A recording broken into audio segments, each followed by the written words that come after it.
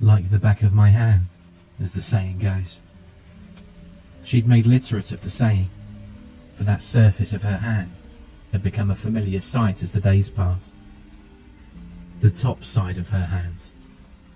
During class, while the teacher's voice echoed mindlessly at the front of the room, she'd stare at the top side of her hands that she kept laying on top of her desk. Her mind galaxies away. She was numb to the noise, numb to it all, to the words thrown her way, to the shoulders she'd received in the hallways, all of it. She stopped caring long ago, and she couldn't comprehend why they still did. Wei Lin. She was noticed. Wei Lin turned her dark green eyes from her hands, which were laid flat on her desk, to her teacher. The teacher gave her a sharp pay attention and continued on with the exercise, like always. She went back to staring at her hands and fell back into the grey oblivion where one's notice was non-existent. There was a unit of chemistry that she'd come to understand. The social world was an invisible circle. At the centre, the nucleus of that circle, were the people considered to be attractive.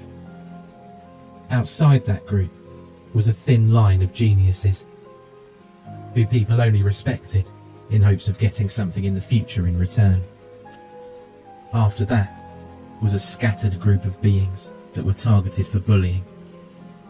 Wei Lin was not part of any of those groups. She was on the outside of the circle, in the abyss of grey fog. It was the haze that no one cared about. She was somewhere in that fog, unconsidered and unobtrusive. She used to simply observe the inner circle, try and understand what made her so dissimilar in comparison to them. She eventually gave up and fell in love with the prose of having to worry about nothing other than herself. The empty canvas of her sketchbook paper was all she needed. She didn't need to see the real world, when she could create alternate universes of her own. She never pays attention, someone said. Yeah, she's probably stupid. There's definitely something wrong with her. Wei Lin favoured darker clothing over lighter. It made her feel warmer, in spite of the fact that she was always cold, even when the sun lashed its golden fingers on her for hours. Her pale skin would still rise if she removed her black, light sweater. Class field trip. Those unusual words caught Wei Lin's attention. She held her medium-length, dark brown hair out of her face to look at the teacher. We'll all be visiting Theed Lake next week to observe the water quality in comparison to roadside streams. Minutes later, permission slips were handed out. The next day, Wei Lin handed hers in, and a week later, she was riding on a bright yellow bus with her classmates towards the location. As it was winter, the bus windows were coated with white frost on the outside, and the blurred trees they passed were loaded with fresh snow. She kept to the window with her legs pulled up, her knees on the back of the seat in front of her. She could faintly make out her reflection in the window, and was fascinated by the dimension within the glass. The ability to clone reality was amazing. You know, Theed Lake said backwards is Death Lake, someone said. That's stupid and cheesy, someone else responded. What a dumb name, she thought.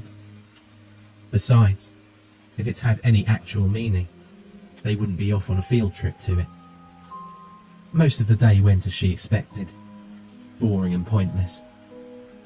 The only thing that caught her attention was the giant reflection of the sky and trees around the frozen lake. While the class was taking samples from a near pond, Wei Lin wandered towards shore and stared down at the frozen lake. She tapped her toe on its surface, gradually adding pressure until she was leaning all of her weight onto its unfaulting surface. She stepped onto it. Nothing. Not a single crack. She took a few steps forward, and yet it remained stable. She watched her twin under the ice as she travelled further out into the lake. Her classmates' faded voices becoming no more than a murmur in the distance. There was a vast, cold, sucking noise, followed by a sudden crash that resembled thunder, the ice below her breaking away in an instant. The sound of her scream split the still air like a gunshot in a library. She watched as her reflection suddenly disappeared, and she was being sucked into the liquid mirror that waited below the ice's devious surface. Unbearable coldness covered her entire body, pinching her skin like millions of tiny fingernails, soaking her clothes and making them heavy. She pinned her pale lips closed as she felt herself being tossed around as she was pulled under the ice. She tried to swim up for air, but all she could feel was the hard surface above. She clawed desperately at the ice, her lungs aching and her body burning for air. It felt as if her chest was being repeatedly stabbed. Her joints went stiff, and she was suddenly sinking. She could see someone standing over the ice, but she couldn't tell who, as their figure was too blurred to make out. She was suddenly seeing the world from behind a different perspective, and it dizzied her. Time itself stopped, and she could hear everything. She could hear the creaking noises of the heavy ice above, as it gracefully hummed to itself like a massive whale. Her ears and bones began to ache as the water pressure squeezed at her body the lower she sunk. Then, she couldn't hear anything. She could only feel the everlasting cold. Yet, she was no longer drowning. Her perspective had risen with her final breath, and she was as light as air. She was staring through the eyes of the ice, watching as her classmates stared in horror from the shores. She stared through the eyes of their reflections. Her body was frozen at the bottom of the lake. The kids were sent home, and Wei Lin was left alone, trapped inside the ice. People were sent to retrieve her body, but were unsuccessful. She watched as two of the last people searching for her body spoke amongst themselves before they left. "Why do you think she died?" one of them asked, scratching at the back of his head. The second worker shrugged. "Accidents happen." What an odd saying. For months, no one visited the lake, besides passing animals that licked at or scurried across its surface. As spring came and the ice melted, her vision became blurry with the water. Then, she was staring at the face of a jogger, forced to clone its every movement. She moved into their glasses and became the reflection of their eyes. She could make them blink if she wanted to. The jogger went home to their bathroom to shower off, and she leapt into their bathroom mirror. As they shaved their legs in front of her, she decided to test something. She made them add a slight bit of extra pressure to their leg, and like fragile cheese, their skin broke open. Blood trickled along the side of their leg. They cursed and dabbed it up with a towel. Wei Lin moved into the glass of the jogger's bedroom window and watched them as they slept. She moved into the silver of their fork as they ate breakfast, and then the faint glimmer of their nails as they went to work. She became their computer screen and watched them work all day. She observed their lives for weeks, eventually considering herself their friend. That's what friends were, right? Someone who knew your every aspect of life. Then, on the last night as they were showering off, she no longer became their reflection, but her own, before she died. They stared in shock at their mirror as they stepped out of the shower, when they no longer saw themselves. She continued to mimic their movements, still holding the ability to make them do something in a small way by her will. After a while, the jogger downed some pills and went to sleep.